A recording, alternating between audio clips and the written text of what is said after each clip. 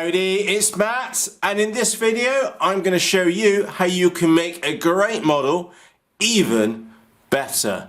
And no, it's not sticking an eagle tree vector in a nanotalon. No, it's not putting two servos in the back so you end up with rudderage. No, it's not doing the flat wing mod, and no, it's not sticking servos in the wing and getting rid of the sloppiness. Instead, it's upping the view. So I'm sure most of you FPV aircraft, but why should you stop at one camera? So we've got the FPV camera in the nose, but what about rear vision? Take a look at that. That may absolutely transformed what was a really good all-round model for me for FPV. Literally, you can load this one up. So this is the nanotalon V1. Load it up with 3,500 milliamp for this 4S Lion pack in there, and it cruises on 3 amps. When I flew it last weekend, total distance was 32 kilometers. It was just insane. Anyway, but what in the mod which I did make was that I added this rear view camera into the bottom end of the model. Now I'm doing this on a nanotalon, and just be aware what I'm going to show you in a moment and how to set this up is that you can add in a third camera as well. So you can have a front mounting camera, you can have a rear facing camera, and you could even have like a little turret up on here as well. And that's the only thing which I can think of to take this to another level, is to put a little servo in the top of there and have a little turret camera in there. But I think that might be excessive, which probably means that I'll end up doing it very shortly as well. Anyway, so let me just get in there because the magnets are quite tight. So you'll see that, yes, I do have an eagle tree vector chuffed up its rear, but I do have a little FPV camera in there. And the way that this works is probably easier for me to show you outside of the model. So let me put the little nanotalon to one side now. And what I've got here on the desk is the card. Now I'll put a link to this in the video description. As always, for absolute clarity, it will be an affiliate link. But it'll get you to the right item, and I bought several of these, and it was actually the first time I've used a three-way one, and it was absolutely brilliant. So if we take a look at this, is that on the left hand side we have, this is where our PWM signal comes in. So that's where we have the output from our receiver. So we've got the receiver there, so we have our receiver and we have a signal come into there just like normal, and that comes from a three-way switch. Okay, now you can use a two-way switch, but then you miss out on dark mode, which is what happens when you set it to the middle setting. So imagine you've got 3 cameras. We'll go 1, 2, 3 attached to this, but you don't actually have the third one. So I've put that in the middle at the moment. So you have the receiver coming in here, so channel 8 for example, and that switches it, and you've got a 3-way switch. When you don't have a third camera, or like the camera in the middle, is that you don't end up with any, you just end up with a black screen, and of course if you've got an on-screen display, it's called dark mode. So it's like flying at night, you really can't see where you're going. So let me just zoom in here a second so you can see what's going on. Right, so that's simply the setup. Now you can have 2. You could only just have 1, but of course if you change that switch, you're just going to have the 2 black screens. So I'll set this up for free. So you have your PWM servo signal coming in there, really straightforward. On the board, if you look closely, it will, if it focuses. Come on, focus. Thank you. It does say, I'll find something to point it out, you'll see on the board it says S up there. Okay, so you have ground, positive and signal, that's where our servo comes in. And then over here on the right hand side, you'll see that it says, if it stays still, N1, N2, with the signals and the pluses and minuses clearly labelled in there. But crucially, on the bottom side, it says out. Okay, now just be aware you're 5 volts on this side of the board, so normal servo voltage, okay, 5 or 6 volts on the left hand side, but on the right hand side is that you don't get the current, the voltage doesn't go through the board. You need to supply your own power on the right hand side. So here on the Vector, the power actually comes in from the out. So we have the video coming out of the signal port going off to the Vector. However, the 12 volts for the camera comes in through that pin there, and then that's how the 3 cameras or 2 cameras are powered. So let me just lay this down on the desk. So that's simply it. PWM signal in gives us our 3-way switch on our transmitter, and then that allows us to click through our 3 FPV cameras, and that really has, I genuinely mean this has transformed what was already a fantastic model, because that Nano Talon is fully loaded. Like I said, it's got an Eagle camera in it, so that was the best part of 70 quid. It's got an Eagle Tree Vector in there, which was best part of 200 quid. It's got 2 servos in the back, so we've got elevator and rudder in the tail. I've done the flat wing mod on it, and I've got the servos in the wings too. Absolute corking model. It flies for days with Lion packs in there. Just such an enjoyable model to fly. It's not fast, but boy does it cover the distance, and the view which it gives you is just absolutely amazing. And because it's flat wing mod, it doesn't rock anymore, so it flies beautifully. So this was the only way I could make a good model better, if that makes any sense, and very, very simple to set up. So if I go and grab this model back, and I'll show you what it looks like inside. So I get this hatch back up, is that you'll now see that camera here. So I put that there for a moment. You'll see the camera, and then those cables go round, and you'll see that I've a massive tip for you. What I did do, and I think this is a big, not only just the idea of actually using a 3-way FPV switcher, but also to use some black insulation tape to ensure that the plugs stay on the board. Now, I don't think in reality that they're gonna pop off anytime soon, but if you're a pilot like me and you fly very frequently, I do try my best to check the model every single time I fly, but the reality is sometimes you just get to the flight line and you chuck it. Okay, I'm a terrible realist. You probably do the same thing from time to time.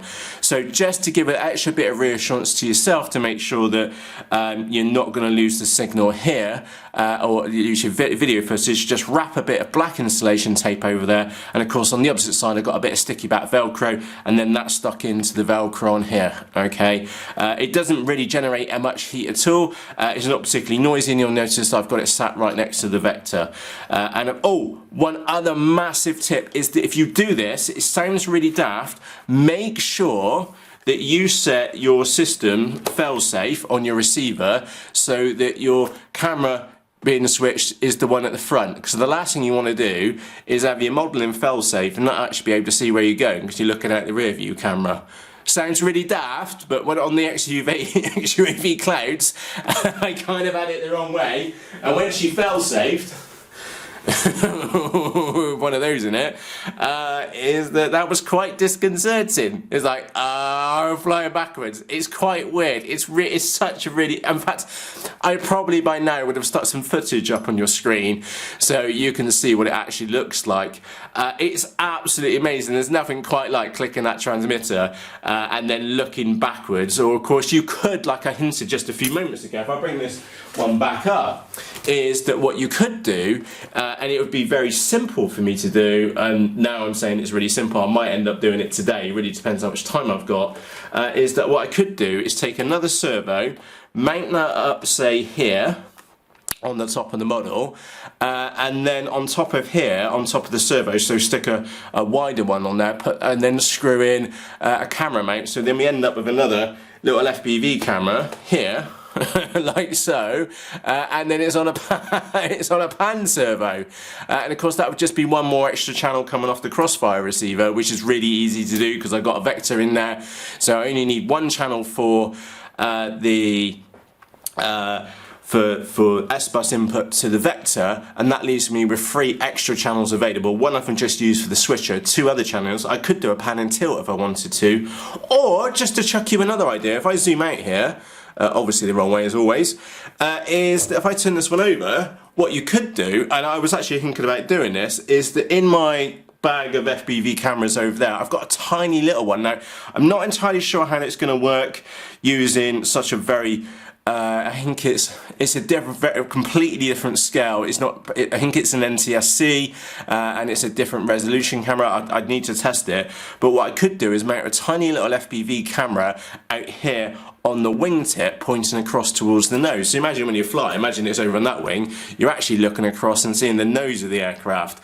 That would be pretty sick as well. So yeah, I don't know if I'm going to end up doing just a pan servo with a camera on top, because the wires are there, it's really straightforward to do now, or should I maybe put maybe pan and tilt? That could be an option, or I could perhaps put a little another little camera right out on the wingtip. I don't know just yet what I'm going to do with mine, but what I can tell you is that just having the rear facing camera on the bottom, absolutely amazing, really did up it a level and took what I genuinely feel is a really good model and made it better.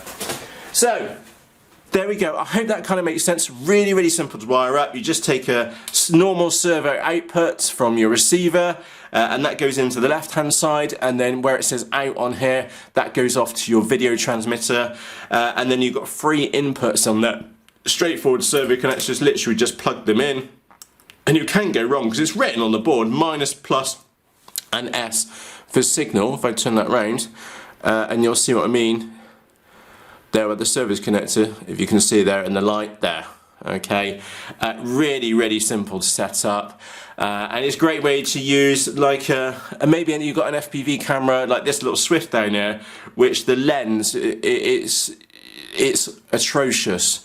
I've hit so much stuff with that camera, it's unreal. It's almost to the point of being unusable for a front-facing camera. However, for a rear-facing camera, which I'm not using for the vast majority of the time, it would be absolutely perfect and a great way of repurposing existing kit.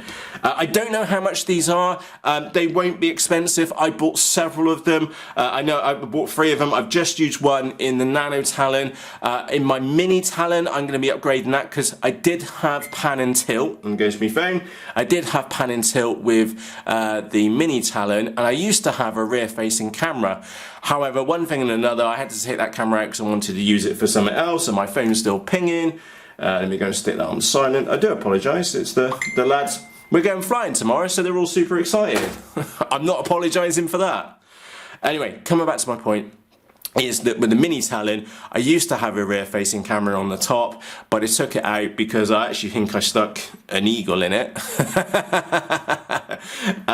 And yeah, so I will probably stick one of these other little ones in the back, so then I've got a front-facing camera with pan and tilt, which I need to fix today, which is why I'm here at the desk. And also I'll put a rear-facing camera back in the model, and I may, because I've got this freeway switch and I've got one more here, I may even just stick one out on the wing and probably use something like that, because on the Mini Talon it really doesn't make much difference because the model can take the wing loading, whereas the Nano Talon, I think I'd be crazy to stick something like this out on the wing because it's such a small model. Anyway, I hope that makes sense. Now I need to leave you with a question because I'm really curious. I am really impressed by this. However, is this something which you would consider adding to your model? And is it something which you've already have added to one of your models?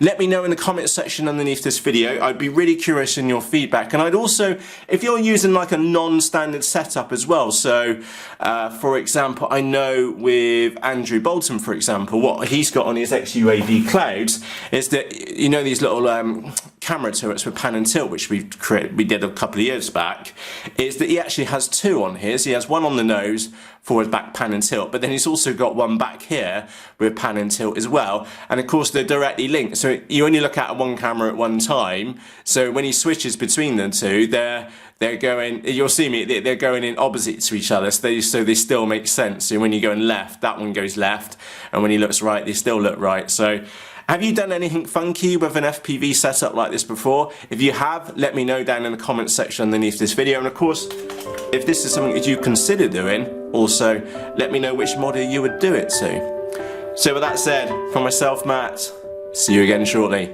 Cheerios!